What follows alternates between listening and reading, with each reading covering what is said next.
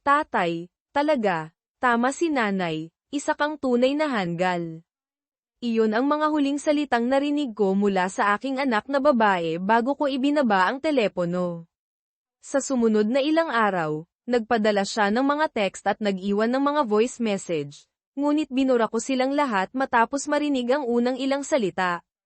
Sinasalamin nila ang damdamin ng aking dating asawa. Ginawa ng aking anak na babae ang kanyang pagpili 10 taon na ang nakalilipas, at nakikita ko ang kanyang mga pagtatangka sa pagkakasundo bilang hindi sinsero. Ako si Tom Williams, dating kasal kay Kayla Williams. Nagsama kami sa loob ng 17 taon hanggang sa gumuho ang lahat, at syempre, ako ang sinisi. Ang aming mga korte ng diborsyo ay may kinikilingan laban sa mga lalaki, palaging kumakampi sa dating asawa at ibinibigay sa kanya ang ganap na kustodiya, na hinahayaan siyang ipinta ako bilang kontrabida. Ang mga batas sa diborsyo sa bansang ito ay tila isinulat ng mga taong napupuot sa mga lalaki. Mayroon kaming 2 anak, isang 14 na taong gulang na lalaki at isang 16 na taong gulang na babae. Akala ko ay maayos ang lahat. Mahal ko ang aking asawa, at naniniwala akong mahal niya ako. Ang aming mga anak ay matatalino, mahusay sa palakasan, at may mabuting asal. Si Carly, ang aming anak na babae, ay paborito ng kanyang ama, at si Josh, ang aming anak na lalaki, ay isang palakaibigan at mahilig sa palakasan na bata. Nagtatrabaho ako bilang isang mechanical engineer, at si Kayla ay isang accountant. Pareho kaming nag-eehersisyo at mukhang maganda. Idinolo ni Carly ako at gustong maging engineer tulad ko. Nakuha niya ang kanyang lisensya sa pagmamaneho sa kanyang ika-16 na kaarawan at gustong-gusto niyang magmaneho. Tinutulungan niya ako sa garahe mula pa noong bata pa siya. Inaabutan ako ng mga kagamitan habang nagtatrabaho ako sa aking koleksyon ng kotse. Madalas kaming pumupunta sa mga car show, na ginugugol ang mga katapusan ng linggo na lubog sa aming pinagsasaluhang libangan. Magaling ako sa mga gawaing bahay, at gustong tumulong ni Carly sa akin. Tinuruan ko siya ng pagtutubero, gawaing elektrikal, drywall, at pagpipinta. Tumulong pa siya sa pag-install ng mga bagong appliance at paglalagay ng konkretong slab. Sa karamihan ng mga bagay, lumalapit siya sa akin para sa payo at tulong, habang lumalapit siya sa kanyang ina para sa mga isyu ng babae. Kami ay bukas at tapat sa isa't isa, at lumalapit siya sa akin kapag siya ay nasa gulo. Si Josh, sa kabilang banda, ay hindi mahilig sa mga kotse. Siya ay isang mahusay na mag-aaral, na nagtatagumpay sa panitikang Ingles at pag-aaral ng lipunan, at pinag-uusapan ang pagiging isang abogado. Mas malapit siya sa kanyang ina kaysa sa akin. Ilang linggo na ang nakalipas, si Kayla ay nagsimulang kumilos ng malayo at paminsan-minsan ay nawawala sa sarili. Kapag tinanong ko kung maayos ang lahat, binabalewala niya ako. Biyernes ng gabi nang umuwi ako mula sa trabaho ng 6:00, at kakaiba ang pakiramdam. Walang amoy ng hapunan, at hindi ako binati ni Carly. Ipinagpalagay kong lumabas ang mga bata kasama ang mga kaibigan. Inilagay ko ang aking briefcase sa aking opisina at umakyat sa itaas upang magbihis. Sa kwarto, nakita ko ang itim na damit, lingerie, medyas, at takong ni Kayla na nakalatag. Tila lalabas kami, bagaman hindi niya sinabi sa akin. Siya ay nasa banyo na naglalagay ng makeup nang pumasok ako. Saan tayo pupunta, honey? Tanong ko, habang inaalis ang aking shirt. Wala tayong pupuntahan, sagot niya. Kung gayon bakit ka naglalagay ng napakaraming makeup at naglalatag ng isang mainit na outfit? Hindi ako lalabas kasama ka. Lalabas ako. Talaga. Saan ka pupunta, at nasaan ang mga bata? Ang mga bata ay makikitulog sa mga kaibigan. May date ako, at hindi ako babalik hanggang umaga. Isang date, hindi ka babalik hanggang umaga. Eksakto. Kung maayos ang lahat, makikitulog ako sa kanya. Nasuran ka na ba ng bait? Hindi mo aasahan na papayag ako dito. Kung gusto mong lumabas, maghintay ka hanggang sa maging pinal ang diborsyo. Huwag kang maging katawa-tawa. Walang magiging diborsyo. Kailangan ko lang ang isang gabing ito upang patunayan sa aking sarili na ako ay kaakit-akit pa rin. Kung mahal mo ako, hahayaan mo akong gawin ito. Kung mahal mo ako, hindi mo iisipin iyon. Mahal kita, ngunit kailangan ko ito. Ako ay tumatanda na at kailangang makaramdam ng kaakit-akit. Si Clarence, na 10 taon na mas bata, ay nakikipaglandian sa akin, at tinanggap ko ang kanyang panukala. Isang gabi lang ito upang palakasin ang aking kumpiyansa. Hindi ako papayag dito. Alalahanin ang ating mga panata sa kasal. Kung gagawin mo ito, sinisira mo ang mga ito. Isang gabi lang ito. Pagkatapos, babalik sa normal, ipinapangako ko. Stupid ka ba? O sa tingin mo ba ako ay stupid? Kung sisirain mo ang iyong mga panata, tapos na. Maghahanap ako ng isang abogado kaagad. Huwag kang maging idiot. Walang magiging diborsyo. Kung susubukan mo, lalabanan kita at gagawin kong mawala sa iyo ang lahat. Makukuha ko ang ganap na kustodiya ng mga bata at gagawin kong kamuhian kanila. Sinasabi mong mahal mo ako, ngunit nagbabanta ka ng lahat ng ito. Mahal kita, ngunit kung susubukan mo akong diborsyuhin, lalaban ako. Kailangan ko lang ang isang gabing ito. At paano na sa ilang taon kapag naramdaman mo muli ang parehong paraan? Hindi na mangyayari muli. Isang gabi lang ito upang masiyahan ang aking pag-uusisa. Maaari pa akong matuto ng isang bagong bagay upang pasiglahin ang ating buhay sa kama. Kung itutuloy mo ito, tapos na ang ating kasal. Kanselahin mo ang date, at maaari nating subukan ang marriage counseling. Pag-uusapan natin ang counseling pagbalik ko bukas. Patuloy siyang naghanda. Nagpalit ako ng jeans at t-shirt at lumabas ng kwarto. Pagkaraan, bumaba siya sa kanyang outfit, hawak ang isang maliit na purse, at sinuri ang kanyang sarili sa salamin sa may pinto. Nakaupo ako sa sala habang may bumusina sa labas. Nandyan na siya. Kailangan ko nang umalis ngayon. Magkita tayo sa umaga. Yumuko siya upang halikan ako, ngunit tumalikod ako, at hinalikan niya ang hangin sa halip. Sumimangot siya sa akin. Fine. Kapag kumalma ka, babalik sa normal ang lahat. Sa ganoon, tumalikod siya upang umalis. Gumawa ako ng isang huling pakiusap. Kung lalabas ka sa pintong iyon, tapos na. Isipin mong mabuti ang pagtatapon ng 17 taon ng kasal. Lumingon siya sa akin. Hindi ako nagtatapon ng kahit ano. Babalik ako, at magiging maayos ang lahat. Sa ganoon, binuksan niya ang pinto at umalis. Nagsimula akong umiyak, nagluluksa sa pagkawala ng aking kasal at ang babaeng minahal ko ng eksklusibo sa loob ng 20 taon 17 taon ng kasal, 1 taon ng engagement, at 2 taon ng panliligaw. Hindi ko maintindihan kung paano niya ito nagawa sa akin. Hindi siya kailanman nagpahayag ng anumang kawalang kasiyahan. Ang aming buhay sa kama ay normal, at hindi siya kailanman humingi ng higit pa. Bibigyan ko sana siya ng kahit anong gusto niya. Hindi kami nag-away, nagkaroon lang ng mga normal na hindi pagkakasundo na palagi naming nalulutas. Napagdesisyonan ko na kung ano ang gagawin kung aalis siya. Pagkalipas ng kalahating oras, naghihintay pa rin sa kanyang pagbabalik, sa wakas ay tumayo ako at nagtrabaho. Hindi siya bumalik, kaya umakyat ako sa itaas upang ipatupad ang aking plano. Hindi ito mahusay, ngunit iyon lang ang mayroon ako.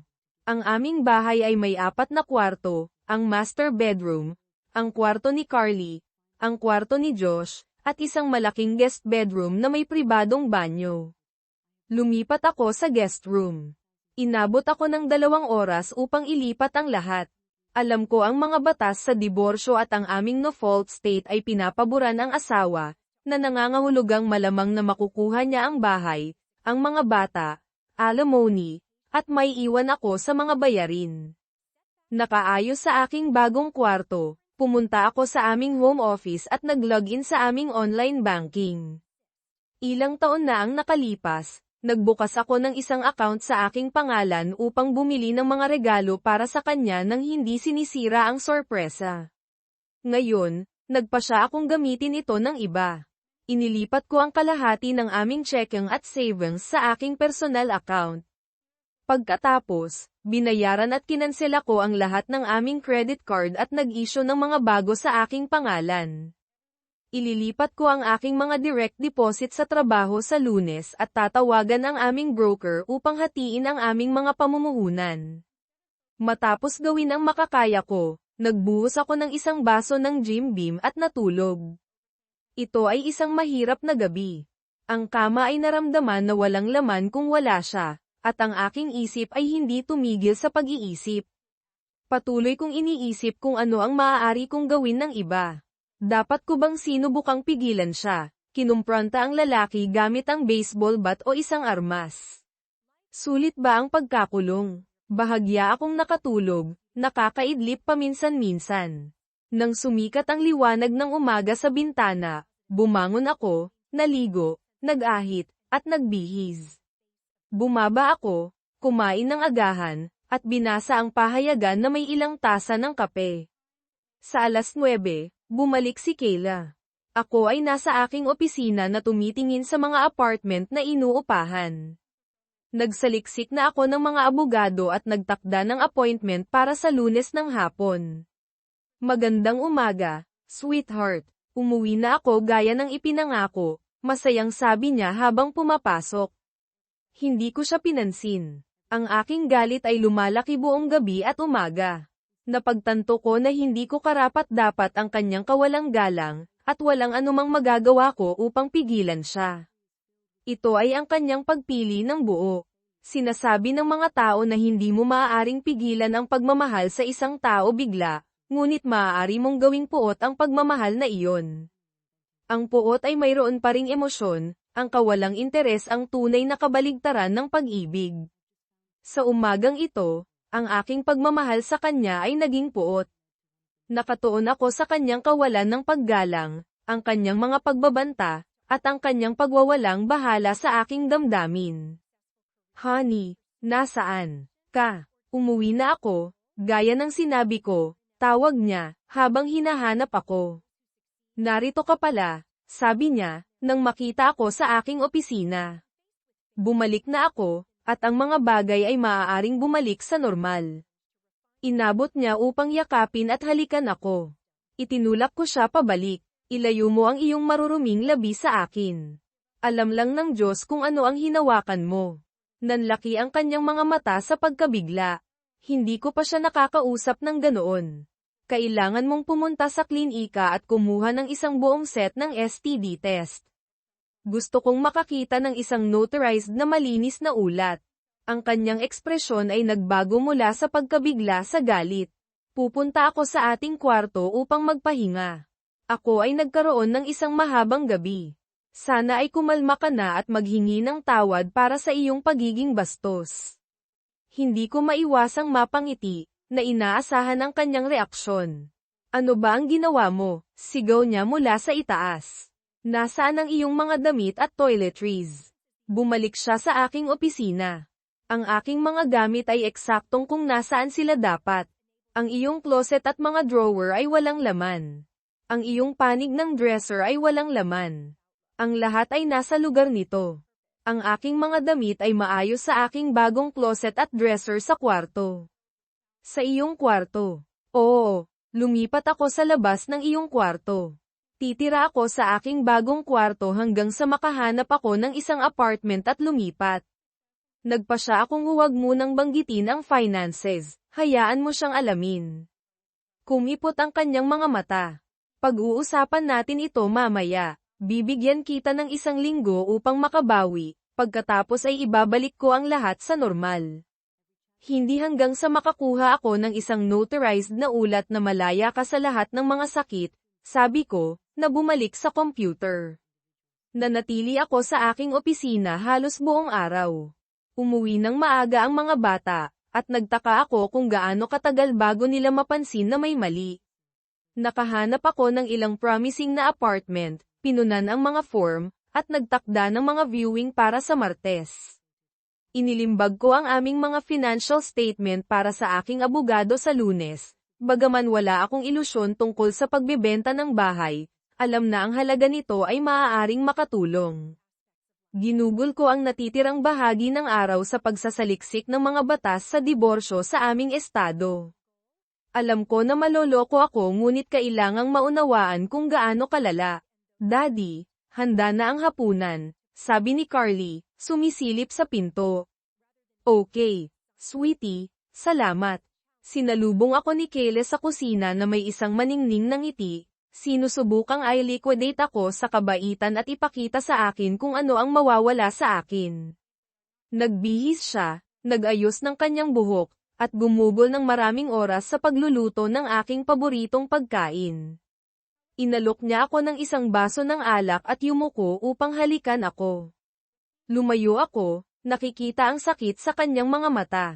Ibuhos ko ang alak sa lababo, kumuha ng isang tumbler, pinuno ito ng yelo, at nagbuhos ng ilang Jim Beam.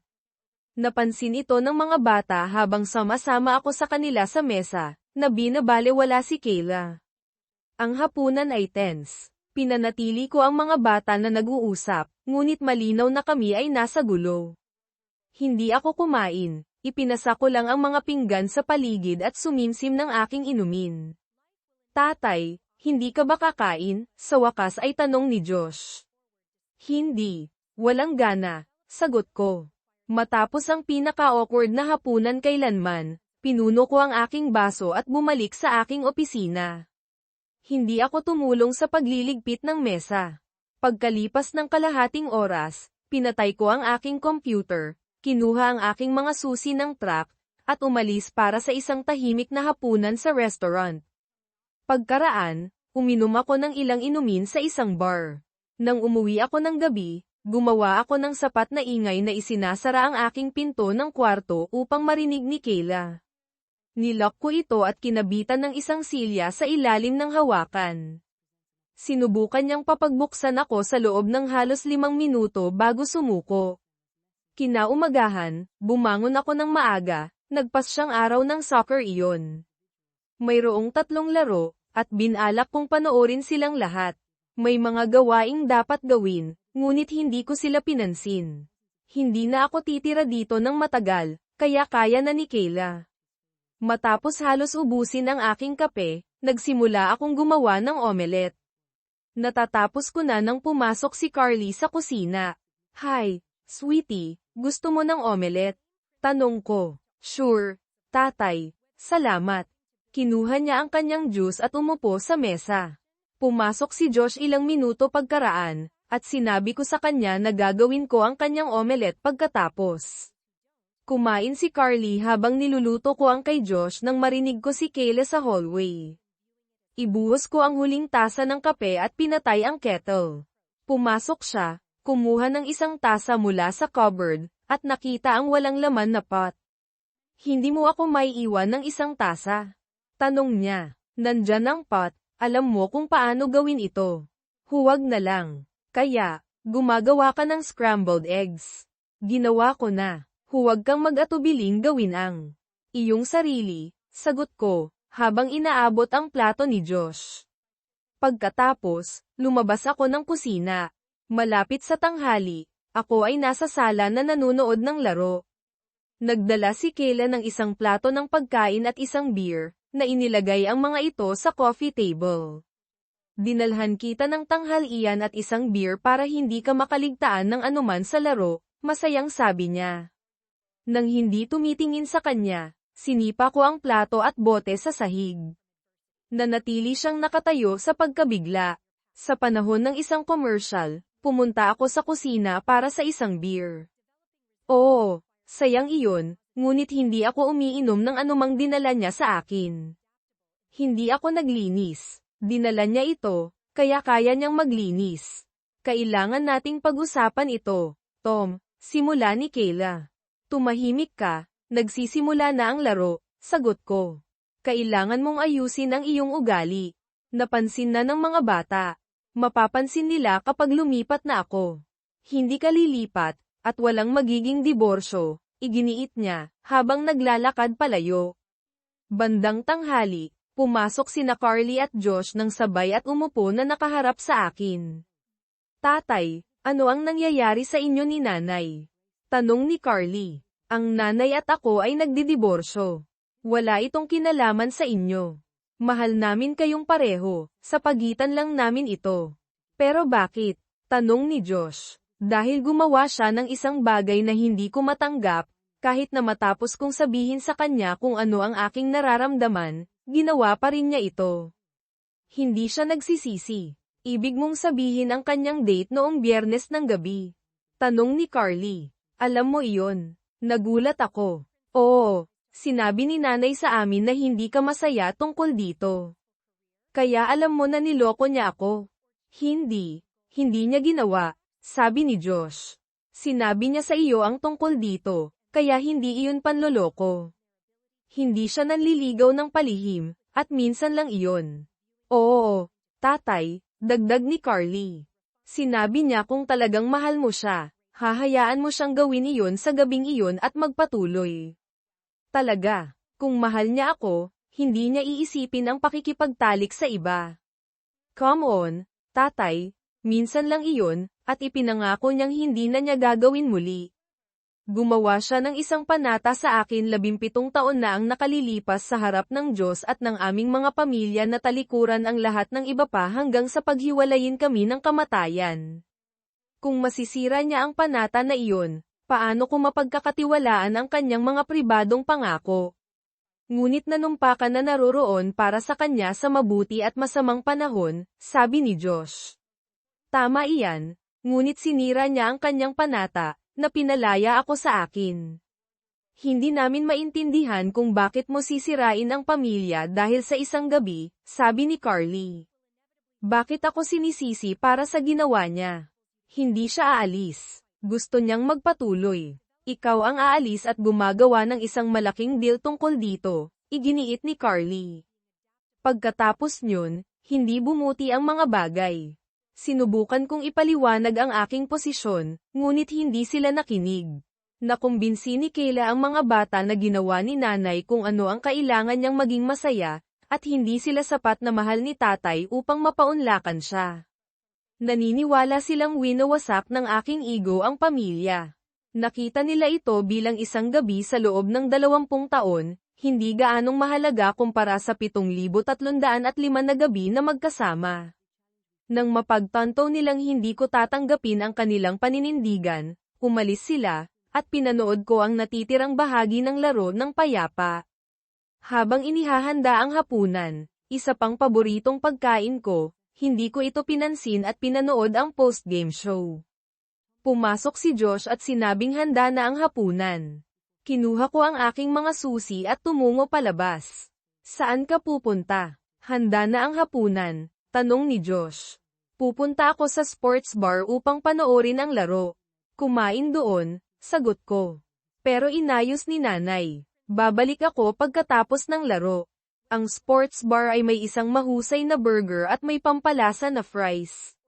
Nagkaroon ako ng isang beer bawat quarter, sapat na upang magmaneho ng 5 minuto pa uwi. Nang bumalik ako, ang lahat ay nasa kama. Ang plato at bote ay wala na sa coffee table, na nagpangiti sa akin. Noong Lunes ng umaga, umalis ako ng maaga at tinawagan ang aking broker mula sa opisina upang hatiin ang aming mga pamumuhunan.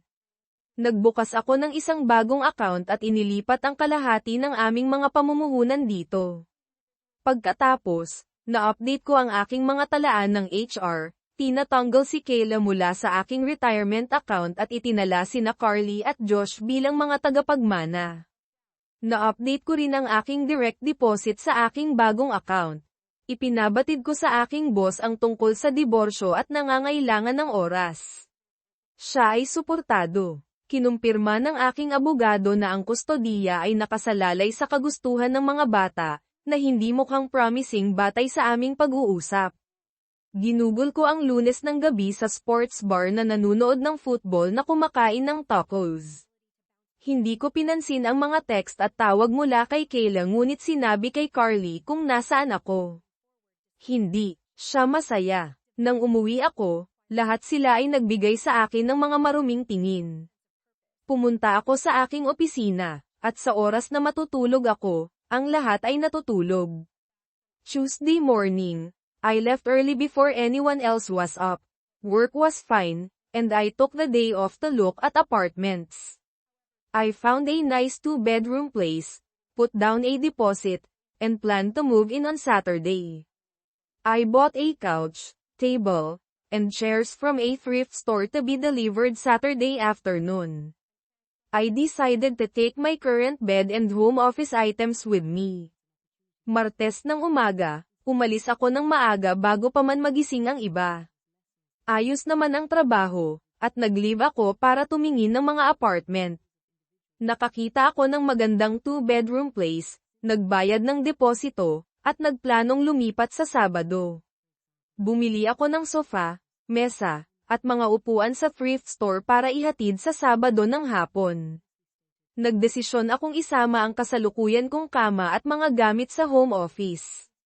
When I got home, they were already eating dinner. They hadn't set a plate for me, which was fine since I wasn't planning to eat with them. I made a huge sandwich, grabbed chips and a beer, and headed to my office. Pag-uwi ko, kumakain na sila ng hapunan. Hindi nila ako hinandaan ng plato. Okay lang naman dahil hindi ko rin planong sumabay sa kanila. Gumawa ako ng malaking sandwich, kumuha ng chips at beer, at nagpunta sa opisina ko. Dad, why are you being such an idiot? Carly exclaimed, entering my office. Dad, bakit ang tanga-tanga mo? Bulalas ni Carly, pagpasok sa opisina ko. Your mother cheated on me, showed no respect, and threw it in my face. I made it clear what would happen if she did, and she did it anyway. Nagloko ang nanay mo sa akin, walang respeto, at ipinamukha pa sa akin. Nilinaw ko kung anong mangyayari kung gagawin niya yun, at ginawa pa rin niya. You can't ruin our family over this. It was just love-making, Carly. Imagine your future husband telling you he's going on a date with a younger woman and will spend the night with her. Would you be okay with that? Hindi mo pwedeng sirain ang pamilya natin dahil dito. Isa lang naman yung pagtatalik, Carly. Isipin mo, sasabihin sa'yo ng magiging asawa mo na makikipag-date siya sa mas batang babae at makikitulog doon. Okay lang ba sa'yo yun?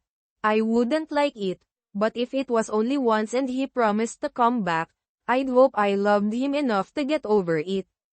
If he told me first, it wouldn't seem like cheating. Hindi ko magugustuhan, pero kung minsan lang at nangako siyang babalik, sana mahal ko siya ng sapat para malagpasan yun. Kung sinabi niya muna sa akin, parang hindi panloloko. When you say your vows, imagine looking into your fiancé's eyes and telling him you're off to have fun with another man. I turned back to my work. Kapag binibigkas mo ang mga panata mo, isipin mong tinitingnan mo ang mga mata ng iyong fiancé at sinasabi sa kanya na aalis ka para magsaya kasama ang ibang lalaki. Bumalik ako sa trabaho ko. Wednesday evening was an ambush. When I got home, both sets of parents were there. I understood why her parents would be on her side, but I was puzzled that my parents were there too. Ang Miyerkules ng gabi ay isang ambush. Pag-uwi ko, nandoon ang parehong set ng mga magulang. Naiintindihan ko kung bakit kakampi ang mga magulang niya sa kanya, pero nagtaka ako na nandoon din ang mga magulang ko. Tom, Charles began, Kayla's mother and I are disappointed in what she did, but you're overreacting. It was just one mistake in 20 years. You have 2 wonderful kids. Don't destroy your family over one incident. Tom, panimula ni Charles, kami ng nanay ni Kayla ay dismayado sa ginawa niya, pero nag-overreact ka. Isa lang naman yung pagkakamali sa loob ng 20 taon. Mayroon kayong 2 magagandang anak. Huwag mong sirain ang pamilya ninyo dahil sa isang insidente. It wasn't a small mistake, it was a planned event. She told me just an hour before, giving me no chance to resist. Hindi yun maliit na pagkakamali, planado yun.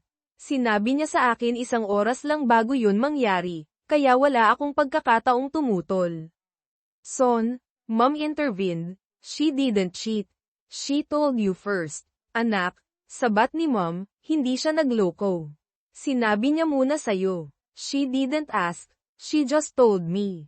Even when I objected, she didn't care. I told her what would happen if she went through with it, and she did it anyway. Hindi siya nagtanong, sinabi lang niya sa akin. Kahit tumutol ako, wala siyang pakialam. Sinabi ko sa kanya kung anong mangyayari kung itutuloy niya yun, at ginawa pa rin niya. Tom, my father said, I understand your pain and anger, but think of your family. We love you and are here to help you heal. Kayla still loves you and insists she won't do it again. With counseling and effort, you can overcome this. Tearing the family apart isn't the answer. Think of your mother and me. These are our grandchildren, and we'll do whatever it takes to maintain a relationship with them. Tom, sabi ng tatay ko, naiintindihan ko ang sakit at galit mo, pero isipin mo ang pamilya ninyo. Mahal ka namin at nandito kami para tulungan kang maghilom. Mahal ka pa rin ni Kayla at iginigiit na hindi na niya uulitin. Sa pamamagitan ng counseling at pagsisikap, malalagpasan ninyo ito. Hindi solusyon ang sirain ang pamilya. Isipin mo kami ng nanay mo. Mga apo namin yan, at gagawin namin ang lahat para mapanatili ang relasyon namin sa kanila. I was stunned. My parents were on her side, telling me to accept her cheating. I couldn't take it anymore. I turned and walked to my bedroom, shutting the door in Kayla's face. 10 minutes later, I changed into jeans, a casual shirt, and boots. I walked through the living room and out the door without saying a word, ignoring their attempts to talk to me. I drove to the sports bar for dinner and a few beers. When I returned about 4 hours later, the house was quiet and dark. Nagulat ako. Kakampi sa kanya ang mga magulang ko, sinasabi sa akin na tanggapin ang panloloko niya. Hindi ko na kaya. Tumalikod ako at naglakad papunta sa kwarto ko, isinarado ang pinto sa mukha ni Kayla. Pagkalipas ng 10 minuto, nagpalit ako ng jeans, casual na shirt, at boots. Naglakad ako sa sala at lumabas ng pinto nang walang sinasabi, hindi pinansin ang mga pagtatangka nilang kausapin ako. Nagmaneho ako papunta sa sports bar para maghapunan at uminom ng ilang beer. Pagbalik ko pagkalipas ng 4 na oras, tahimik at madilim ang bahay. Thursday and Friday were the same. I ignored Kayla, and the kids were still mad at me. Kayla hadn't noticed the credit cards weren't working yet, but she would when she went shopping on Saturday. Pareho lang ang Huwebes at Biyernes. Hindi ko pinapansin si Kayla, at galit pa rin sa akin ang mga bata. Hindi pa napapansin ni Kayla na hindi na gumagana ang mga credit card, pero mapapansin niya yun kapag nag-shopping siya sa Sabado. Friday night, I was in my office sorting through my things, deciding what to take the next day. Kayla entered wearing a see-through nightgown, stockings, garter belt, and heels. She looked amazing. Biyernes ng gabi, nasa opisina ako at inaayos ang mga gamit ko, nagdedesisyon kung anong dadalhin ko sa susunod na araw. Pumasok si Kayla na nakasuot ng see-through nightgown, stockings, garter belt, at heels. Ang ganda niya. The kids are sleeping elsewhere tonight. It's time to forget this nonsense and come to bed with me. I need you to take me back. Sa ibang lugar natutulog ang mga bata ngayong gabi. Panahon na para kalimutan ang kalokohang ito at sumama ka sa akin sa kama. Kailangan kong bumalik ka sa akin. No, thank you. Besides, I haven't seen the clinic report confirming you're clean. Hindi. Salamat. Saka, hindi ko pa nakikita ang clinic report na nagpapatunay na malinis ka. Stop being ridiculous. I need you back in my bed. Your tantrums aren't helping. Now come on. I'm passionate and need lovemaking. Huwag kang ang maging katawa-tawa. Kailangan kitang bumalik sa kama ko. Hindi nakakatulong ang mga pagtatantrums mo. Halika na. Ako'y madamdamin at kailangan ng pagtatalik. Not interested. If you don't, I'll call Clarence again. Hindi ako interesado. Kung hindi ka, tatawagan ko ulit si Clarence. So what if it's a one-time thing? Ano naman kung minsan lang yun? It was a one-time thing, but if you keep rejecting me, you're pushing me to someone else. Minsan lang yun, pero kung patuloy mo akong tatanggihan, tinutulak mo ako sa iba. Have fun. Let me know if you bring him here so I can leave. Magpakasaya ka. Ipaalam mo sa akin kung dadalhin mo siya dito para makaalis ako. She stormed out, slamming the door behind her. I heard the front door slam and her tires screech as she drove off. I took, taking advantage of the empty house to gather my things, I disassembled the bed and loaded it into the truck along with most of my clothes. I slept on the couch in my office that night. Early the next morning, I went to the leasing office to get my apartment key. It took a while, but I moved everything from the truck into the apartment with help from friendly neighbors. When I got back, the house was still empty. A neighbor's teenage son helped me load my desk and office furniture into the truck. I moved the computer, printer, and accessories, and decided to take the chair too. Either no one came home or they didn't notice my office and spare bedroom were empty. Padabog siyang lumabas, isinarado ang pinto ng malakas. Narinig kong sumara ang pintuan sa harap at kumahig ang mga gulong niya habang nagmamaneho paalis. Sinamantala ko ang pagkakataong walang tao sa bahay para tipunin ang mga gamit ko, kinalas ko ang kama at isinakay sa truck kasama ang karamihan sa mga damit ko. Natulog ako sa sofa sa opisina ko noong gabing yun. Maaga kinabukasan, nagpunta ako sa leasing office para kunin ang susi ng apartment ko. Medyo natagalan, pero nailipat ko ang lahat ng gamit mula sa truck papunta sa apartment sa tulong ng mga mababait na kapitbahay. Pagbalik ko, wala pa ring tao sa bahay. Tinulungan ako ng teenager na anak ng kapitbahay na isakay sa truck ang mesa at mga gamit sa opisina ko. Inilipat ko ang computer, printer, at accessories, at nagdesisyon ding isama ang upuan. Maaaring walang umuwi o hindi nila napansin na walang laman ang opisina ko at spare bedroom. In the evening, my phone rang. It was my daughter. Sa gabi, tumunog ang telepono ko. Siya pala ang anak ko. Daddy, where are you? Daddy, nasaan ka?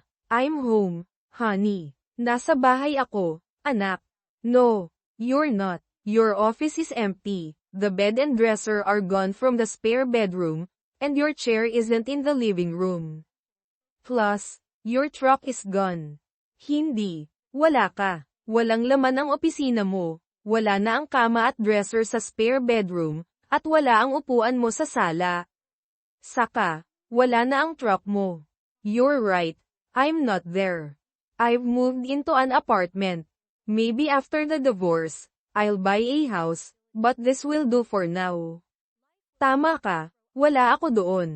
Lumipat ako sa apartment. Siguro pagkatapos ng diborsyo, bibili ako ng bahay, pero ayos na to muna. Jeez, Dad, I can't believe you're being so stupid. I thought you loved us. Nako, Dad, hindi ako makapaniwala na nagiging ganyan kakatanga. Akala ko mahal mo kami. I do love you, sweetheart, always have and always will, just not enough to stay with us. I'm not leaving you. You'll still see me as much as you want. I'll still take care of you and your brother. Mahal ko kayo, anak, noon pa man at magpakailanman, pero hindi sapat para manatili ako sa piling ninyo. Hindi ko kayo iniiwan. Makikita nyo pa rin ako hanggat gusto ninyo. Aalagaan ko pa rin kayo ng kapatid mo. You abandoned us and are destroying the family. Iniwan mo kami at sinisira mo ang pamilya. Your mother is the one who destroyed the family. I told her what would happen if she went on that date, but she did it anyway. Ang nanay mo ang sumire sa pamilya. Sinabi ko sa kanya kung anong mangyayari kung pupunta siya sa date na yun, pero ginawa pa rin niya. But she thought you loved her enough to get over it, and I thought she loved me enough not to do it. Pero akala niya mahal mo siya ng sapat para malagpasan yun, at akala ko mahal niya ako ng sapat para hindi gawin yun. Okay, whatever. She hung up. Okay, bahala ka. Binaba niya ang telepono. The divorce was a nightmare. She fought it to the end. Counseling. She wanted me to pay. I refused. I argued she should pay if she needed it. That was one of the few arguments I won. The counselor didn't like me because I told him I was ordered to attend but didn't have to participate. I endured all 12 sessions before he gave up. She fought over everything, even things she hated, just to make the divorce harder. She limited my time with the kids as much as possible. Bangungot ang diborsyo. Nilabanan niya hanggang sa huli. Counseling. Gusto niyang ako ang magbayad. Tumanggi ako. Ikinatwiran ko na dapat siya ang magbayad kung kailangan niya yun. Isa yun sa mga ilang argumentong naipanalo ko. Hindi ako nagustuhan ng counselor dahil sinabi ko sa kanya na inutusan akong dumalo pero hindi kailangang makilahok. Tiniis ko ang lahat ng 12 sesyon bago siya sumuko. Nilabanan niya ang lahat, kahit ang mga bagay na kinasusuklaman niya, para mas pahirapan ang diborsyo. Nilimitahan niya ang oras ko kasama ang mga bata hanggat maaari. Eventually, the judge granted the divorce. I had to pay half the mortgage, child support of $2,000 a month, and $1,000 a month in spousal maintenance for 5 years, unless she remarried. She moved Clarence in before the divorce was finalized. Half my paycheck went to her. I cashed out investments to buy a small house needing renovation. I got it cheap and moved in with my tools. The house had basic utilities, and I worked on it in the evenings and weekends. Sa kalaunan, pinagbigyan ng hukom ang diborsyo.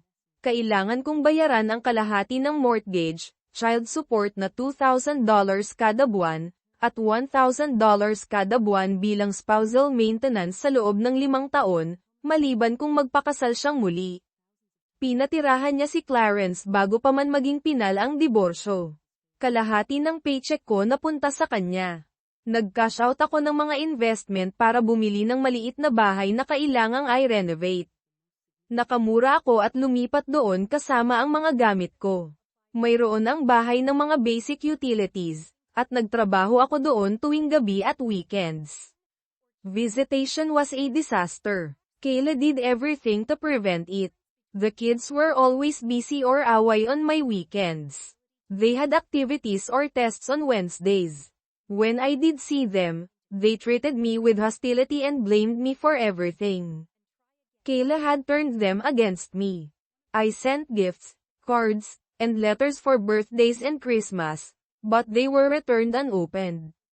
I kept sending monthly checks, which were cashed, but I never heard a word. I guess they graduated, but I heard nothing. I informed them of college funds but got no response. Kayla set my kids against me, as she promised. Isang sakuna ang visitation. Ginawa ni Kayla ang lahat para pigilan yun. Laging abala o wala ang mga bata tuwing weekends ko. Mayroon silang mga aktibidad o tests tuwing Miyerkules. Kapag nakikita ko sila, tinatrato nila ako ng may pagkamuhi at sinisisi ako sa lahat. Binaliktad ako ni Kayla laban sa kanila. Nagpadala ako ng mga regalo, cards, at sulat para sa mga kaarawan at Pasko, pero ibinalik yun nang hindi binubuksan. Patuloy akong nagpapadala ng mga monthly checks, na iwi-cash, pero wala akong naririnig. Hula ko, nagtapos sila, pero wala akong narinig. Ipinagbigay alam ko sa kanila ang tungkol sa college funds pero wala akong natanggap na sagot. Binaliktad ni Kayla ang mga anak ko laban sa akin, gaya ng ipinangako niya. I focused on work and the house, avoiding other activities. I saved a lot of money this way, but it was a hard and lonely time. Nag-focus ako sa trabaho at sa bahay, iniiwasan ang ibang aktibidad. Nakatipid ako ng malaki sa ganitong paraan, pero mahirap at malungkot na panahon yun. Hi, Mom, I said when she answered. Hi, Mom, sabi ko nang sagutin niya. Tom, how are you? She replied cheerfully. Tom, kumusta ka? Masayang sagot niya. I'm okay. Okay. Haven't heard anything about Thanksgiving. Are you hosting again this year? There was silence. Mom, are you there? I asked. Okay lang ako. Okay. Wala pa akong naririnig tungkol sa Thanksgiving. Mag-host ka ulit ngayong taon. Nagkaroon ng katahimikan. Mom, nandyan ka pa ba? Tanong ko. Well, this is awkward. Yes, we're hosting, but Kayla, her parents, and the kids are coming. She's bringing her new boyfriend. We thought it would be too awkward if you were here, too. The kids are still mad at you, and having you and Kayla's new man together would stress everyone out. Well, nakakahiya to. Oo, mag-host kami, pero pupunta si Kayla, ang mga magulang niya, at ang mga bata. Dadalhin niya ang bagong boyfriend niya. Akala namin masyadong awkward kung nandito ka rin. Galit pa rin sa'yo ang mga bata, at ang pagsasama sa'yo at sa bagong lalaki ni Kayla ay magiging sanhi ng stress sa lahat. So you're ditching your own son for Thanksgiving and inviting my ex-wife and her boyfriend instead. Kaya iniiwan mo ang sarili mong anak para sa Thanksgiving at imbitahin ang ex-wife ko at ang boyfriend niya sa halip. We want to stay close to our grandchildren. Besides, this is your fault for not keeping the family together. Gusto naming manatiling malapit sa mga apo namin. Saka, kasalanan mo to dahil hindi mo napigilan ang pamilya na magkahiwalay. How about visiting us on Christmas Eve? Your father and I will spend Christmas Day at Kayla's. Paano kung bisitahin mo kami sa bisperas ng Pasko? Ang tatay mo at ako ay magpapasko sa bahay ni Kayla. Whatever, I muttered, ending the call. Bahala na, bulong ko, tinapos ang tawag. I spent Christmas Eve at home watching Die Hard and ignored my mom's calls and texts. I wasn't in the holiday mood, especially after the packages I sent to my kids were returned unopened. Ginugol ko ang bisperas ng Pasko sa bahay na nanunood ng Die Hard at hindi pinansin ang mga tawag at text ng nanay ko. Wala ako sa mood ng Pasko, lalo na pagkatapos ibalik ang mga package na ipinadala ko sa mga anak ko nang hindi binubuksan. 5 years later, I got a wedding announcement. Kayla had married Clarence the weekend after I made my last maintenance payment. Josh turned 18 a year early, so I was done with child support. I was finally free of obligations to my ex-family and celebrated by getting drunk. I wasn't proud of it, but I gave them all my love, and they rejected me. Now I was focused on moving on with my life. Pagkalipas ng 5 taon, nakatanggap ako ng wedding announcement. Pinakasalan ni Kayla si Clarence sa weekend pagkatapos kong magbayad ng huling maintenance payment ko. Naging 18 si Josh nang mas maaga ng 1 taon, kaya tapos na ako sa child support. Sa wakas, malaya na ako sa mga obligasyon sa ex-pamilya ko at nagdiwang ako sa pamamagitan ng paglalasing. Hindi ako ipinagmamalaki yun, pero ibinigay ko sa kanila ang lahat ng pagmamahal ko, at tinanggihan nila ako. Ngayon ay nag-focus ako sa pagpapatuloy ng buhay ko. I still had to pay half the mortgage, but my name was on the deed. The divorce allowed Kayla to live there only until the kids graduated high school. With Josh's graduation, I was entitled to half the property's value. Kailangan ko pa ring bayaran ang kalahati ng mortgage, pero nakapangalan ako sa deed. Pinayagan ng diborsyo si Kayla na tumira doon hanggang sa makapagtapos ng high school ang mga bata. Sa pagtatapos ni Josh, may karapatan ako sa kalahati ng halaga ng ari-arian. I contacted my attorney. The house initially appraised at $300,000 with $200,000 in equity, was now worth about $500,000 with $450,000 in equity. I was due my half, which would be around $225,000. I wanted the money and also to annoy Kayla. Kinontak ko ang abogado ko. Ang bahay na unang na-appraise sa $300,000 na may $200,000 na equity, ay nagkakahalaga na ngayon ng halos $500,000 na may $450,000 na equity. Dapat sa akin ang kalahati, na nasa $225,000, gusto ko ang pera at para inisin din si Kayla. A week later, Kayla called. Pagkalipas ng isang linggo, tumawag si Kayla. Tom, what the hell is going on? Tom, anong nangyayari? Not much. Just working and fixing up my house. Why are you calling? Wala naman. Nagtatrabaho lang at inaayos ang bahay ko. Bakit ka tumatawag? You idiot. Why did a realtor come to my house to get my signature for a sale? Since both our names are on the title, your signature is needed for the sale. Ang tanga mo. Bakit may pumuntang realtor sa bahay ko para kunin ang pirma ko para sa isang benta? Dahil pareho kaming nakapangalan sa titulo, kailangan ang pirma mo para sa benta. What sale? I'm not selling this house. Anong benta? Hindi ko ibinebenta ang bahay na to. Then write me a check for my half of the equity. Kung ganoon, isulat mo ako ng tseke para sa kalahati ko ng equity. I got the house in the divorce. Nakuha ko ang bahay sa diborsyo. No, you got to live there until Josh graduated. Now we can either sell it and split the proceeds, or you can buy out my half. Hindi, pinayagan kang tumira doon hanggang sa makapagtapos si Josh. Ngayon, maaari nating ibenta ito at hatiin ang kikitain, o maaari mong bilhin ang kalahati ko. I'm not giving you $100,000 for a house I own. Hindi kita bibigyan ng $100,000 para sa isang bahay na pag-aari ko. Good thing I'm not asking for $100,000. The equity is about $450,000 now, so my half is $225,000, including all the furniture. Let's round it up to $250,000. Buti na lang at hindi ako humihingi ng $100,000, ang equity ay halos $450,000 ngayon, kaya ang kalahati ko ay $225,000, kasama ang lahat ng kasangkapan.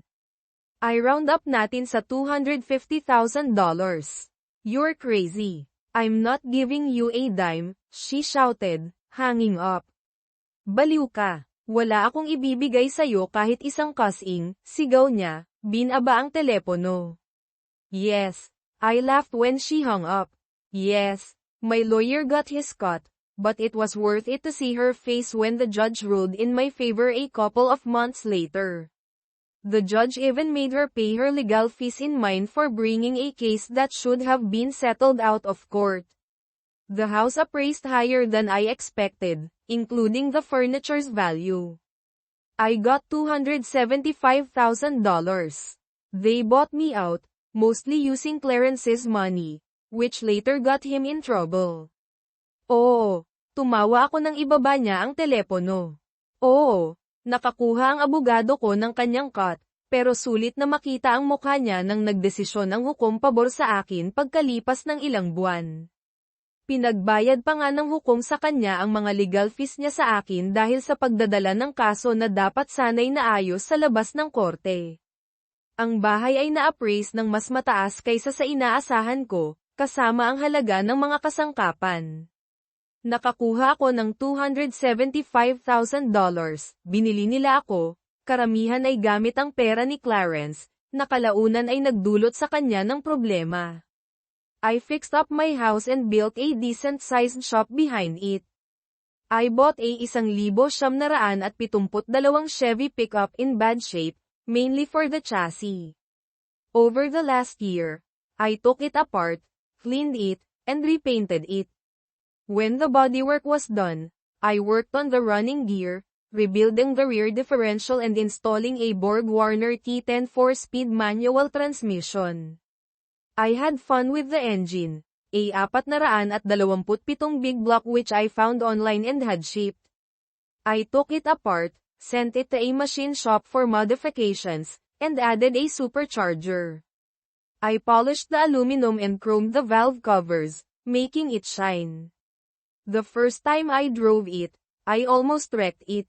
I floored it on the highway, blowing out the rear tires. I learned to take it slow on the gas pedal after that. Inayos ko ang bahay ko at nagtayo ng malaking shop sa likod nito. Bumili ako ng 1,972 Chevy pickup na nasa masamang kondisyon, pangunahin para sa chassis. Sa nakaraang taon, kinalas ko ito, nilinis, at pininturahan. Nang matapos ang bodywork, nagtrabaho ako sa running gear, muling itinayo ang rear differential at nag-install ng Borg-Warner T10 4-speed manual transmission. Nag-enjoy ako sa engine, isang 427 big block na natagpuan ko online at ipinadala. Kinalas ko ito, ipinadala sa machine shop para sa mga modifications, at nagdagdag ng supercharger. Kinintab ko ang aluminum at nichrome ang valve covers, kaya kumikinang ito. Noong unang beses ko itong minaneho, muntik ko na itong maaksidente. Inapak ko ito ng todo sa highway, sumabog ang mga gulong sa likod. Natutunan kong dahan-dahan sa pagdiin sa gas pedal pagkatapos noon. A few weeks later, I saw an ad for a car show and decided to enter. I loaded up the 2072 Chevy and drove to the park, registered, and got my spot. I noticed a nice 1,968 GTO parked next to me. As I set up my shade structure, chairs, and refrigerator, I saw two attractive red-headed women setting up chairs behind the GTO. One looked my age, and the other was about 10 years old. Importantly, I noticed there was no man with them and no ring on the older woman's finger. Pagkalipas ng ilang linggo, nakakita ako ng ad para sa isang car show at nagdesisyon akong sumali. Isinakay ko ang 2072 Chevy at nagmaneho papunta sa parke, nagparehistro, at nakuha ang pwesto ko. Napansin ko ang isang magandang 1,968 GTO na nakaparada sa tabi ko. Habang itinatakda ko ang shade structure, mga upuan, at refrigerator, nakita ko ang dalawang kaakit-akit na red-headed na babae na naglalagay ng mga upuan sa likod ng GTO. Ang isa ay mukhang kaedad ko, at ang isa naman ay halos 10 taong gulang. Mahalaga, napansin ko na walang lalaki kasama nila at walang singsing sa daliri ng mas matandang babae. "Good morning, I like your car," I said cheerfully. "Magandang umaga, gusto ko ang kotse ninyo," sabi ko ng masaya. "Hi, thanks. I like your truck too," said the older one. "Have you been to many of these events?" "Hi, salamat. Gusto ko rin ang truck mo," sabi ng mas matanda. "Nakapunta ka na ba sa maraming ganitong kaganapan?" "This is my first time participating. I'm Tom, by the way. Ito ang unang beses na sumali ako. Ako nga pala si Tom. This is our third time. My ex has hosted it before. I'm Marie, and this is my daughter, Jenny. Why don't you two join me in the shade when you're done? I have drinks and could use some tips about these shows." Ito ang ikatlong beses namin. Ang ex ko ang nag-host nito dati. Ako si Marie, at ito ang anak ko, si Jenny. "Bakit hindi kayong dalawa sumama sa akin sa lilim kapag tapos na kayo? Mayroon akong mga inumin at kailangan ko ng ilang tips tungkol sa mga ganitong palabas." We spent most of the day together, occasionally talking to people about our cars. It was very enjoyable. No, I didn't win any awards, but I had fun. Marie mentioned, "I divorced my husband 3 years ago because I caught him cheating." Ginugol namin ang halos buong araw na magkasama, paminsan-minsan ay nakikipag-usap sa mga tao tungkol sa aming mga kotse. Napakasaya noon. Hindi ako nanalo ng anumang award, pero nag-enjoy ako. Binanggit ni Marie, "Diborsyado ako sa asawa ko 3 taon na ang nakalipas dahil nahuli ko siyang nagloloko." "Who was he cheating with?" I asked. "Kanino siya nagloloko?" tanong ko. "His boss's wife," she replied. "She made a deal. She'd give him all the videos if he signed the GTO over to her. She wanted him to keep his job to pay alimony. It was a double win for her. Sa asawa ng boss niya, sagot niya. Gumawa siya ng deal. Ibibigay niya sa kanya ang lahat ng videos kung ipapangalan niya sa kanya ang GTO. Gusto niyang panatilihin niya ang trabaho niya para makabayad ng alimony. Doble panalo yun para sa kanya. Jenny joined in, saying she was angry at her father and had nothing to do with him anymore. Sumali si Jenny, sinasabing galit siya sa tatay niya at wala na siyang kinalaman sa kanya. As the show wound down, I suggested, how about dinner at Red Lobster nearby? Habang natatapos ang palabas, iminungkahi ko, paano kung maghapunan tayo sa Red Lobster malapit dito? They agreed. Over dinner, I shared my story. My kids sided with my wife and want nothing to do with me. Pumayag sila. Habang naghahapunan, ibinahagi ko ang kwento ko. Kumampi ang mga anak ko sa asawa ko at ayaw na akong makita. Jenny was stunned. She cheated and they blame you. Nagulat si Jenny. Nagloko siya at sinisisi kanila.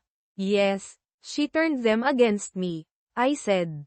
Oo, binaliktad niya sila laban sa akin, sabi ko. Marie put her hand on my shoulder. I'm so sorry, Tom.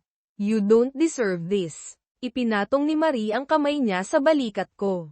Nakakalungkot, Tom. Hindi mo deserve to. Thank you, Marie. I replied, changing the subject to something more pleasant. Salamat, Marie. Sagot ko, pinalitan ang usapan sa mas kaaya-ayang bagay. We talked, tinitigan ko ang aking telepono sa pagkabigla. Una, nalaman kong nagpakasal ang aking ama nang hindi nagpapaalam sa amin, tapos nalaman kong mayroon akong nakababatang kapatid na babae. Hindi ko maalis sa isip ko na kamukha ko siya. Bago pa man sabihin ni nanay kay Josh at sa akin na aalis si tatay dahil sa maliit na bagay. Noong una, naisip ko na may magandang dahilan si tatay at naisip kong tumira sa kanya, pero ipinaliwanag ni nanay na kailangan lang niya ng maliit na bagay para maibalik ang kanyang lakas, isa lang itong maikling panahon kumpara sa kanilang mahabang panahon na magkasama. Handa si nanay na ayusin ang mga bagay, pero hindi man lang susubukan si tatay. Siya ang aalis at sisira sa amin. Hindi ko maisip kung gaano kabastos si Jenny sa akin. Hindi niya ako binigyan ng pagkakataong ipaliwanag na inabandon na kami ni tatay at sinusubukan na ni nanay na magpatuloy. Isang beses lang iyon, walang halaga sa kanilang mahabang relasyon, at gayon pa man tinawag niya ako sa masasakit na pangalan nang hindi ako kilala. Bakit galit na galit si tatay? Siyempre si Clarence ang maglalakad sa akin sa altar. Naroon siya para sa akin sa loob ng maraming taon. Hindi ko nakakausap si tatay mula nang sabihin namin ni Josh kung gaano kami kagalit sa pag-alis niya. Saka halos $20,000 ang binabayaran ni Clarence para sa kasal ko. Hindi ko maisip kung gaano kaliit ang naisipan ni tatay. Pagkalipas ng kalahating oras nang bumalik si nanay at ang mga lola ko mula sa pamimili, naiinis pa rin ako sa mga tawag na iyon. Anak, anong problema? Tanong ni nanay. Sinabi ko kay tatay ang tungkol sa kasal at inimbita ko siya. Akala ko gusto niyang pumunta at baka maaari naming muling itayo ang aming relasyon. Oh, napakaganda, bulalas ni Lola Williams, pupunta ba siya? Wala kaming balita mula sa kanya mula nang tumawag siya tungkol sa Thanksgiving ilang taon na ang nakalipas. Napabuntong hininga ako, hindi, nagalit siya nang sabihin kong si Clarence ang maglalakad sa akin sa altar at na magiging awkward para sa kanya na umupo kasama sina nanay at Clarence. Sayang naman, akala ko nalampasan na niya ang kanyang pagiging matigas ang ulo ngayon, sabi ni Lola. Well, lumala pa, nalaman kong mayroon akong kapatid sa ama, dagdag ko. Ano, sabay-sabay nilang sinabi, oo. May tumawag na babae na nagngangalang Jenny Williams pagkatapos ibaba ni tatay ang telepono, lumalabas na pinakasalan niya ang nanay niya at inampon siya. Hindi siya mabait sa telepono. Ang pinakamagandang bagay na sinabi niya ay nagpapasalamat sa nanay ko sa pagiging bobo dahil kung hindi wala siyang ganoong kagandang tatay, Isinalaysay ko sa kanila ang parehong mga tawag sa telepono. Nagulat sila sa galit mula kay tatay at Jenny. Nagpakasal si Tom at hindi kami inimbita. Hindi man lang niya sinabi sa amin. Bulong ni Lola. Mayroon akong isa pang apo. Sa wakas, dumating ang araw ng kasal ko. Sandali kong naisip ang tungkol sa aking ama at nalungkot na hindi siya makakapunta. Pero ito ang masayang araw ko. Pinakasalan ko ang lalaking mahal ko. Kinuha ni Clarence ang aking kamay, at naglakad kami sa altar sa The Wedding March. Sobra akong masaya, napapaligiran ng mga kaibigan at pamilya. Si Josh ay isa sa mga abay ni Bobby, napuno ng luha ng kagalakan ang aking mga mata.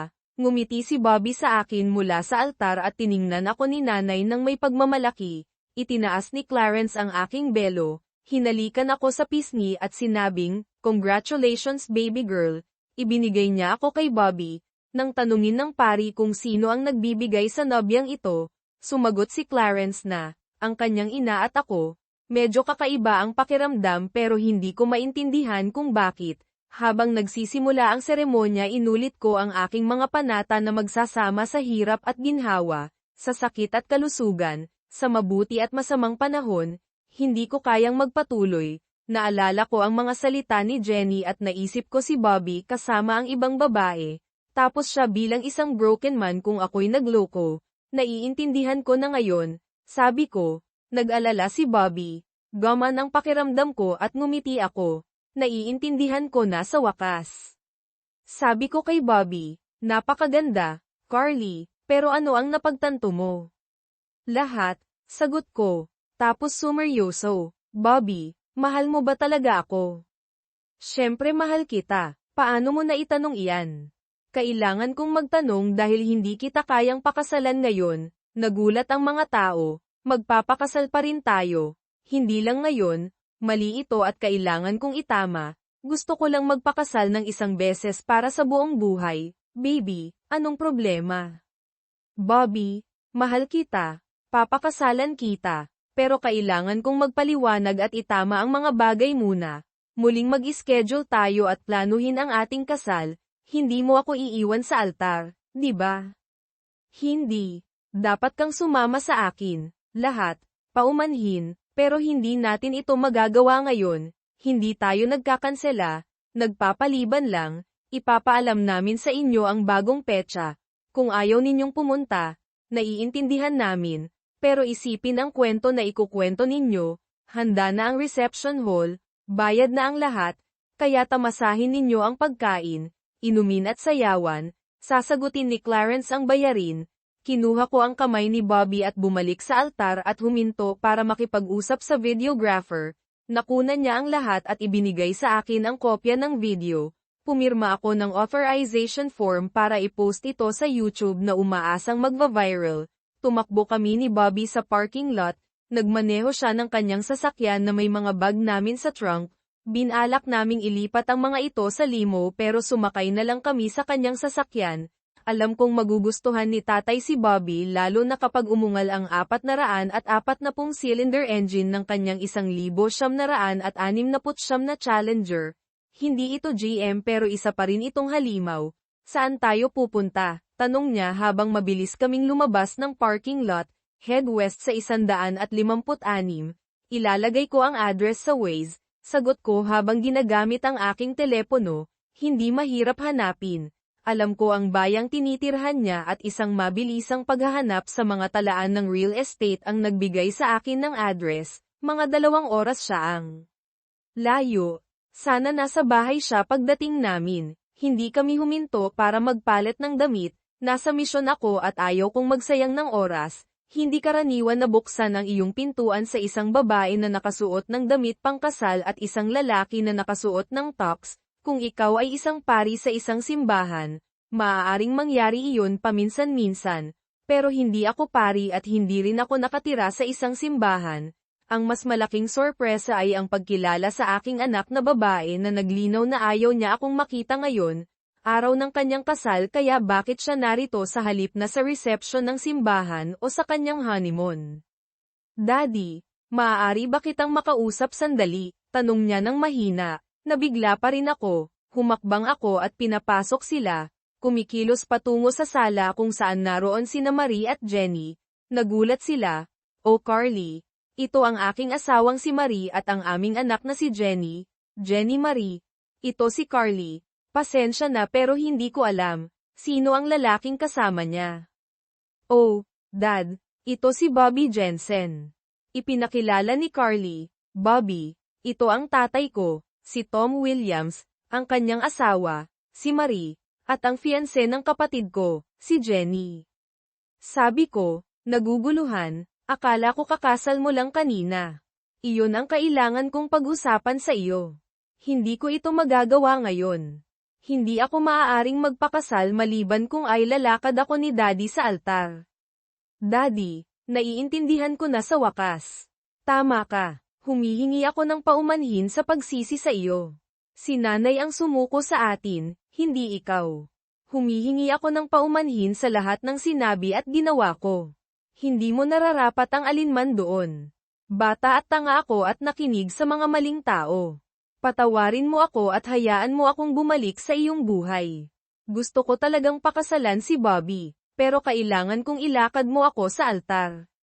Dapat ay nakatuon ako sa iba pang mga bagay, ngunit hindi ko maaaring balewalain ang eksenang nagaganap." Natutuwa ako na napagtanto ni Carly na hindi ako ang masamang tao at gusto niya akong bumalik sa kanyang buhay, ngunit kailangan kong malaman ang higit pa. "Kaya, Carly, may nangyari ba sa kasal? Nakasuot ka ng damit pang kasal, at si Bobby ay nakasuot ng tops. Talaga bang nasa kasal kayo?" Tiningnan niya ang sarili, pagkatapos ay si Bobby. "Oo, nasa gitna kami ng seremonya nang magkaroon ako ng epiphany. Dito," sabi niya, iniabot sa akin ang isang disc, "siguro dapat mong panoorin ito habang nagpapalit kami ni Bobby." Kinuha ni Bobby ang kanilang malita mula sa kotse, at dinala ni Marie si Carly sa isang silid tulugan upang magpalit. Samantala, nag-set up ako ng video player na konektado sa malaking screen. Nang handa na sina Carly at Bobby, sumali si Marie sa akin, at pinindot ko ang play. Nagsimula ito tulad ng isang normal na seremonya ng kasal, inescort ng mga abay ang mga bridesmaid sa altar, pagkatapos ay naghiwalay sa altar.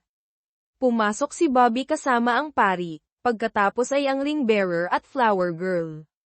Sa wakas, ilinakad ni Clarence si Carly sa altar. Lahat ay tipikal hanggang sa magsimulang bigkasin ni Carly ang kanyang mga panata. Bigla siyang nahirapan magsalita at natigil sa isang salita. Ginawa niya ito. Hindi ako makapaniwala na tumama iyon sa kanya ng husto, bulong ni Jenny sa sarili. Tatanungin ko na sana si Jenny kung ano ang ibig niyang sabihin nang itigil ni Carly ang kanyang mga panata at baguhin ang lahat. Ipinakita sa video na itinigil niya ang kasal at kinumpronta ang kanyang ina, na inihahayag ang kanyang nadagdag ang pangloloko mula ng pakasalan si Clarence. Pagsapit ng katapusan ng video, nakapagpalit na ng damit sina Carly at Bobby at bumalik sa sala.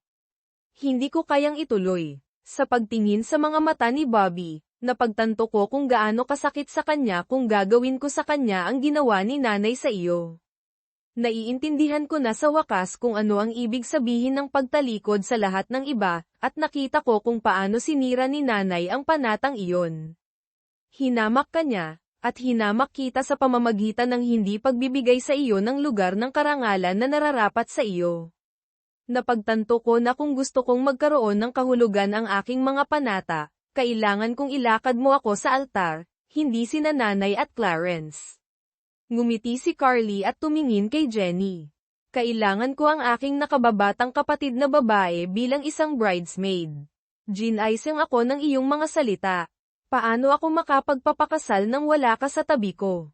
Nag-usap kami ng maraming oras. Nakuha ni Jenny ang numero ni Carly mula sa aking telepono at tinawagan siya pagkatapos kong pumunta sa workshop. Habang gumagabi, hiniling ko kina Carly at Bobby na manatili sa silid tulugan ng mga bisita. Sa buong gabi, nakatanggap si Carly ng ilang tawag. Hindi niya pinansin sina Clarence at Kayla ngunit kinausap ang mga kaibigan na nag-e-enjoy sa reception. Hindi makansela ni Clarence ang reception, kaya nagpakita siya upang makita ang mga taong sinasamantala ang open bar at pagkain. Nagpadala si Josh kay Carly ng video ni Clarence at Kayla na nagtatalo, na madalas sumisigaw. Si Clarence ng cheating strumpet. Mukhang nagtatapos din ang kanilang relasyon. Kinansela ni Josh ang kanyang mga reservation ngunit nagbayad ng parusa. Nanatili sina Carly at Bobby sa amin buong linggo dahil naglaan na sila ng oras para sa kanilang honeymoon. Muling nakipag-ugnayan ako kay Carly at nakilala ko si Bobby ng mas mahusay. Bagaman noong una ay naniwala siya sa mga kasinungalingan na sinabi ng aking dating asawa at mga anak, nagustuhan niya ako pagkatapos malaman ang katotohanan. Nakatulong ang pagpapakita sa kanya ng aking tindahan at mga proyekto, dahil pareho naming pinahahalagahan ang mga kotse ng isa't isa. Pagsapit ng kalagitnaan ng linggo, isang bagong petsa ng kasal ang itinakda para sa parehong lugar isang taon mamaya. Sa pagkakataong ito, ay lalakad ko si Carly sa altar at babayaran ang kasal, kasama sina Marie at Jenny na tumutulong. In-update ni na Carly at Bobby ang wedding party, na hindi kasama sina Kayla at Clarence. Sa mga sumunod na buwan, muli naming itinayo ni Carly ang aming relasyon. Nakipag-ugnayan ako kay Bobby sa mga car show, at sumali si Jenny sa kanyang 2074 Firebird. Regular na dumalaw sa amin sina Carly at Bobby, at dumalaw din si Josh ng ilang beses, bagaman mas mahirap kasama si Josh dahil sa pagiging malapit niya sa kanyang ina. Muli naming itinayo ang ilan sa aming relasyon, bahagyang para kay Carly. Nagdala rin siya ng balita mula sa bahay. Sa paraan, bumagsak ang mga bagay sa pagitan ni Kayla at Clarence. Lumipat si Clarence at nagsampa ng diborsyo dahil sa mga hindi maayos na pagkakaiba, hindi infidelity, kaya hindi nalapat ang malupit na mga parusa ng kanilang prenup. Nilalayon niya ang isang mabilis at madaling paghihiwalay. Sa kabutihang palad para kay Clarence, nakasaad sa prenup na lahat ng kanyang premarital property ay exempted mula sa paghahati. Makukuha ni Kayla ang kalahati ng property na nakuha sa panahon ng kasal, na hindi gaanong karamihan sa bahay at humigit kumulang $50,000. Sinubukan ni Clarence na i-claim ang bahagi ng bahay ngunit walang patunay. Bagaman ginamit niya ang kanyang pera upang bilhin ang aking bahagi pagkatapos ng diborsyo, hindi niya ito mapatunayan. Kumuha siya ng business loan para sa kanyang kumpanya para makuha ang pera ngunit hindi dokumentado ang mga gastos. Dahil si Kayla ang nagmamay-ari ng bahay bago sila ikasal at hindi kailanman inilagay ang pangalan ni Clarence sa titulo, tumanggi siyang talakayin ito. Natapos ni Clarence ang pagbabayad ng loan nang hindi nakakakuha ng anumang kita. Pagsapit ng mapagtanto niya ito, huli na para magsampa ng infidelity complaint. Kumalat ang mga chismis tungkol sa infidelity ni Kayla, na nakasira sa kanyang reputasyon. Lumayo ang mga kaibigan, at natuyo ang mga imbitasyon. Lumala ang kanyang sitwasyon sa pananalapi ng walang suporta ni Clarence. Natuto si Clarence ng isang mahal na aral.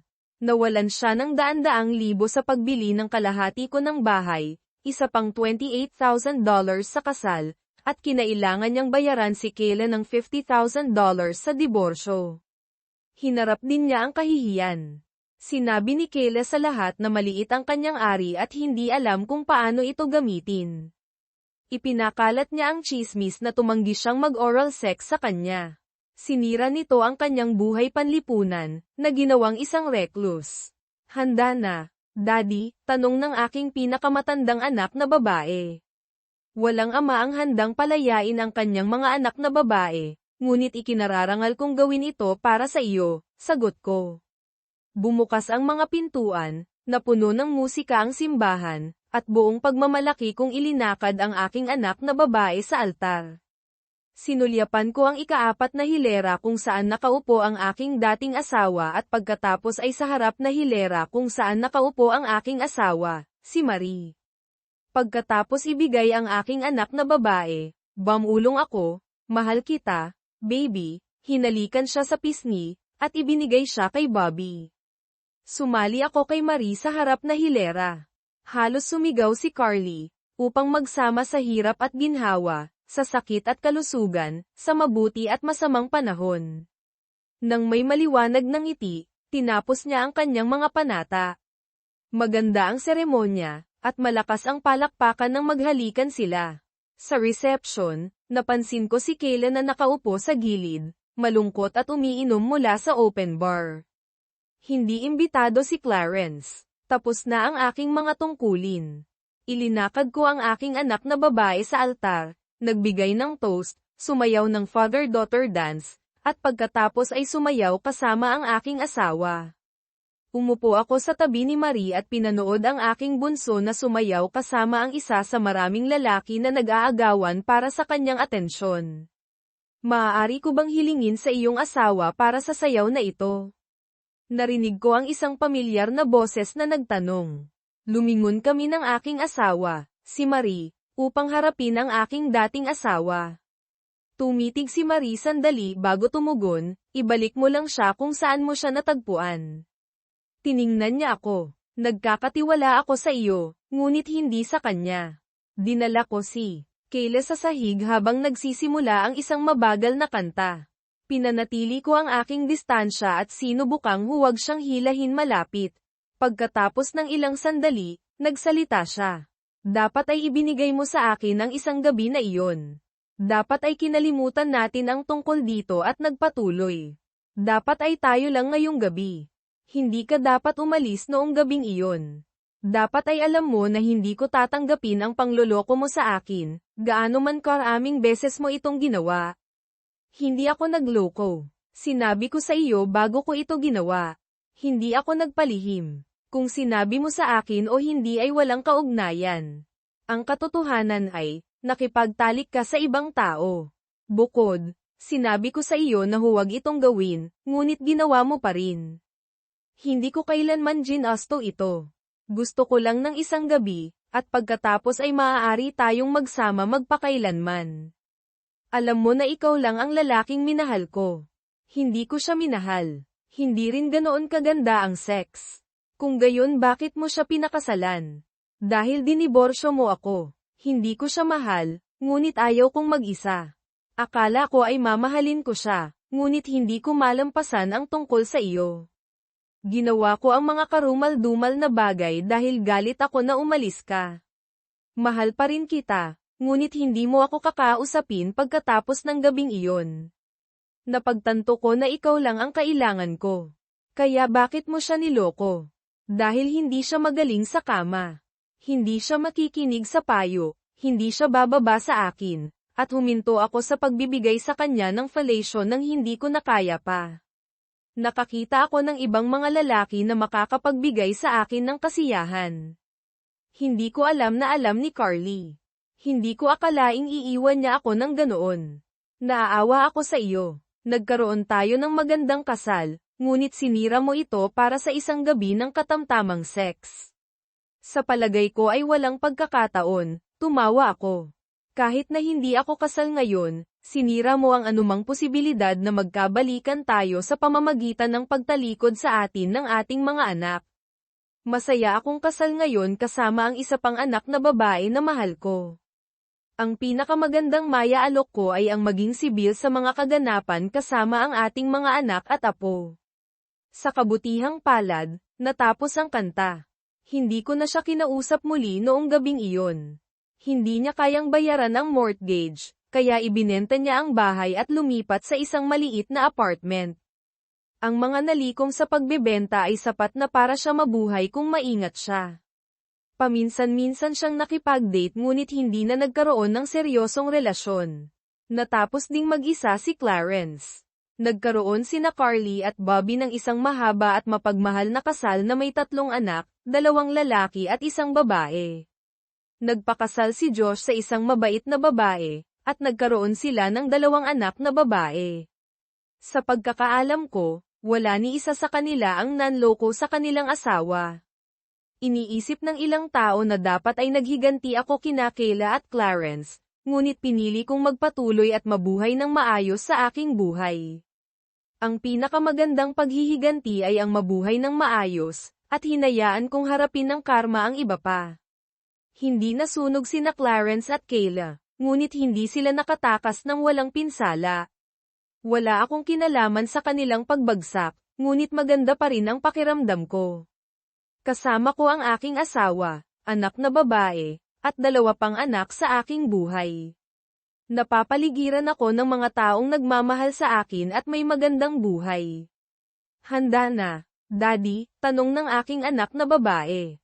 Walang ama ang handang palayain ang kanyang anak na babae, ngunit ikinararangal kong gawin ito para sa iyo, sagot ko.